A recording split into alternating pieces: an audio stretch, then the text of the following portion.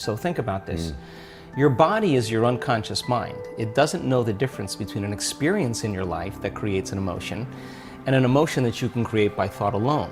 So if you're living by the same emotion every single day and those emotions are influencing your thoughts, and you can't think greater than how you feel, or feelings have become the means of thinking, you're thinking in the past. Your lens of the future is going to be colored by the past, so you can't see possibilities. So most people like to wait for crisis or disease or diagnosis before they wake up enough to see. Well, the challenge is that biology tends to be redundant. So if you keep thinking the same thoughts, and those thoughts begin to fire certain circuits in your brain, the nerve cells that fire together wire together, so all of a sudden you start getting hardwired, and those are the thoughts that you can think the easiest.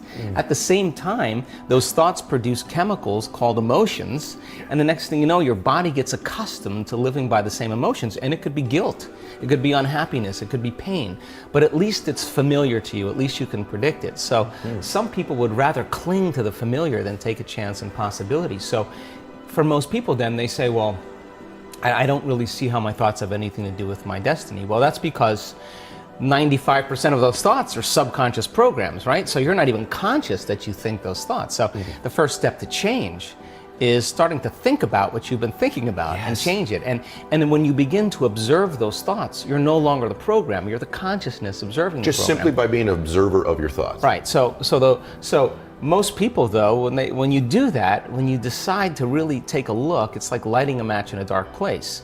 So you feel uncomfortable. So it's easier to turn on your TV, it's easier to play with your cell phone, to distract yourself from those feelings. Well, when you understand that change really requires becoming uncomfortable to a certain degree, and that's normal, that you're leaving the known and you're stepping into the unknown, then it begs the question, what thoughts do you want to fire and wire in your brain? Because your attention on those thoughts begins to reorganize circuitry, remold the brain. Because most people are waiting for their life to change. So they can feel gratitude, to feel abundance, to feel whole.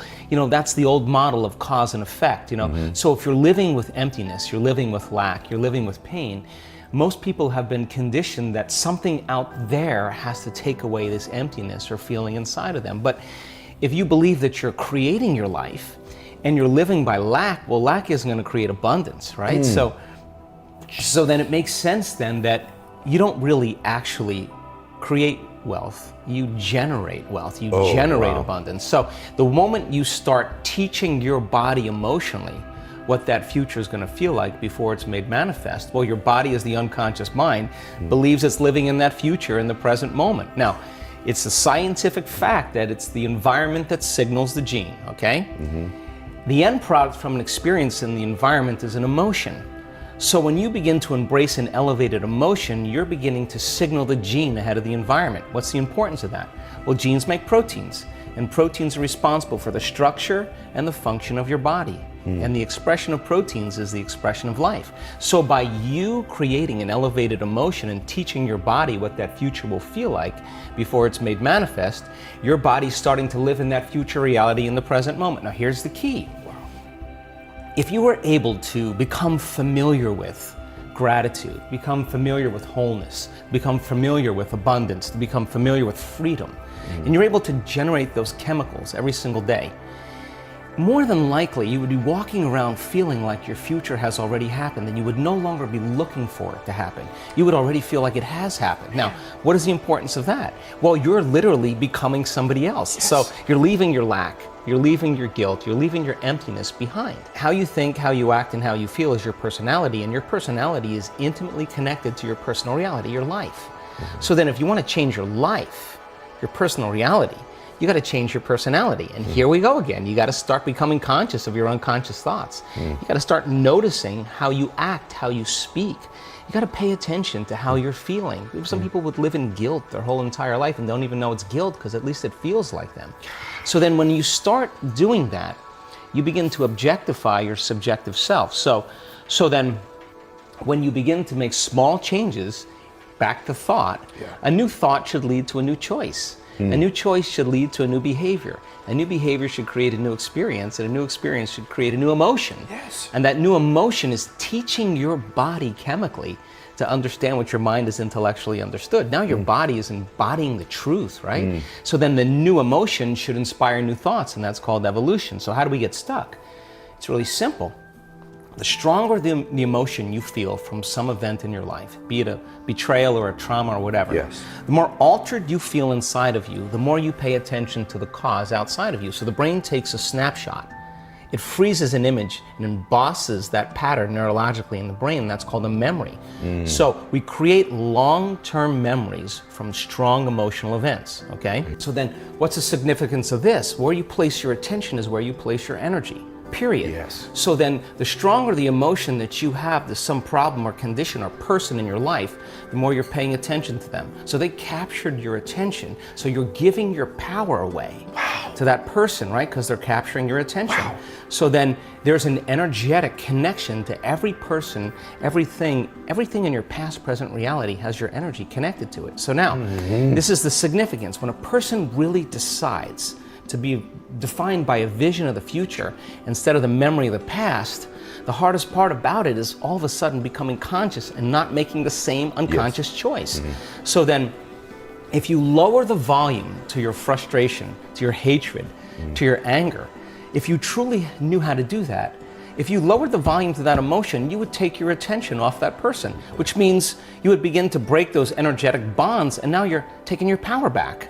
You're calling energy back to you, and we've measured this, and all of a sudden it builds this bigger electromagnetic field around the person's body.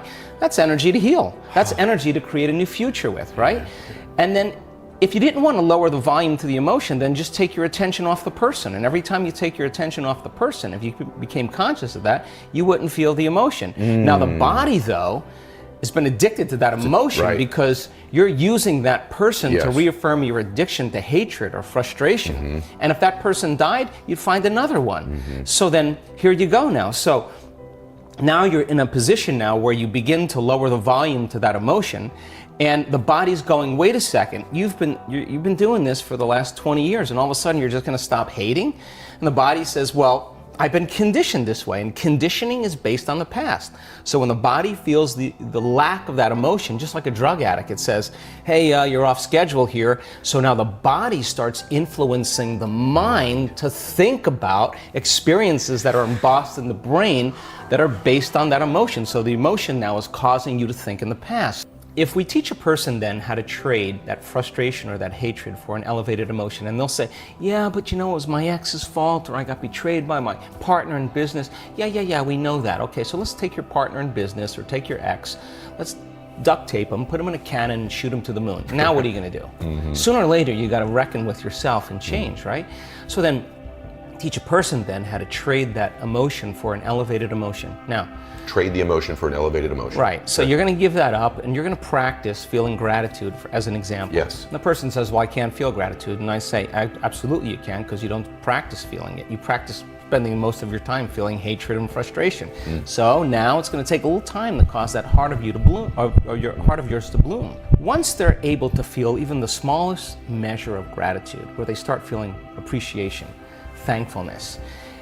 Gratitude, it's emotional signature. When you get something, when you're receiving something, when something has happened to you, or when something is happening to you, you say thank you because you're receiving something. So the emotional signature of gratitude means the event has already happened, or it's happening to you.